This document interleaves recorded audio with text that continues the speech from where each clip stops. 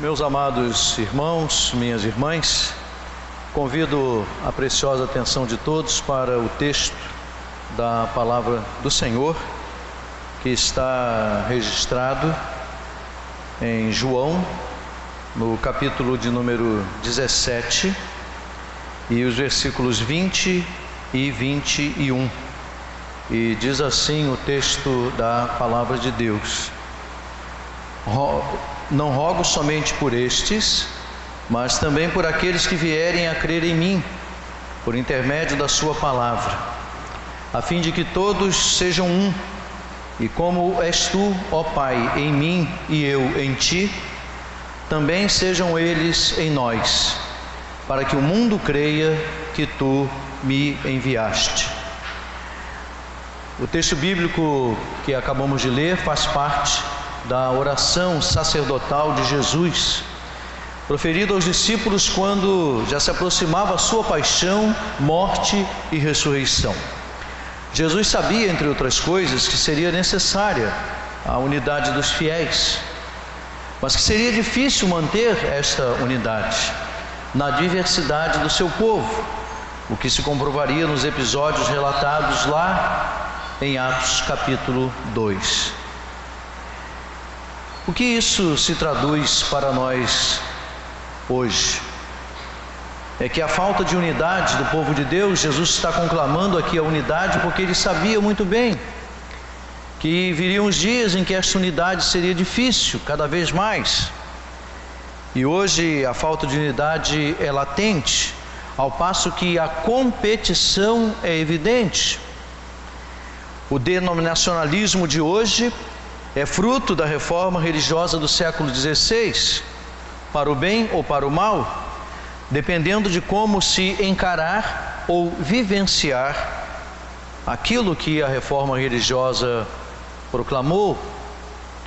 É grande a confusão ainda de pessoas que não entendem que a liberdade conquistada com a reforma religiosa do século XVI, ela trouxe a liberdade da leitura da palavra, mas não trouxe a liberdade da sua interpretação. A interpretação não é livre.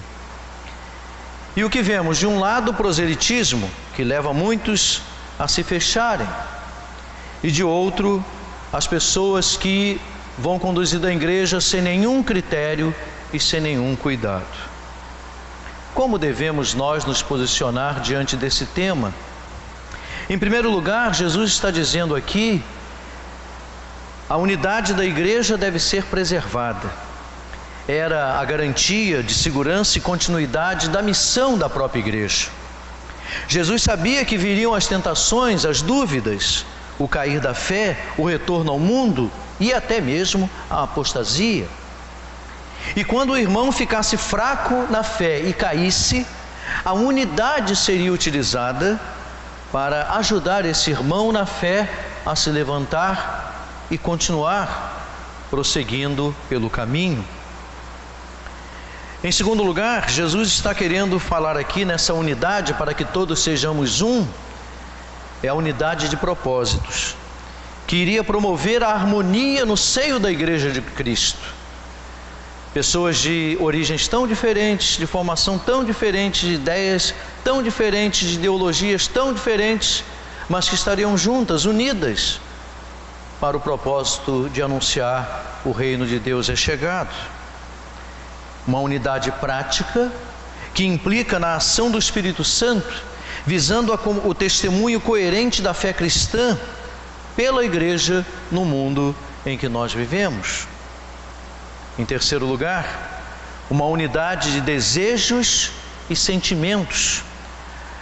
A unidade da família de Deus, cujos membros devem ter os mesmos desígnios, os alvos comuns, ou seja, objetivos em comum. Por quê? Porque todos são importantes. Todos têm a sua importância dentro do reino de Deus.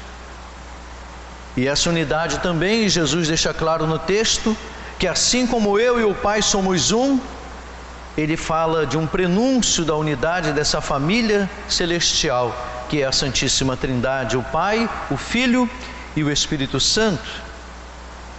Em quarto lugar, o objetivo desta unidade aqui pregada, aqui falada por Jesus no texto, era o testemunho ao mundo de que é possível sim essa unidade na diversidade.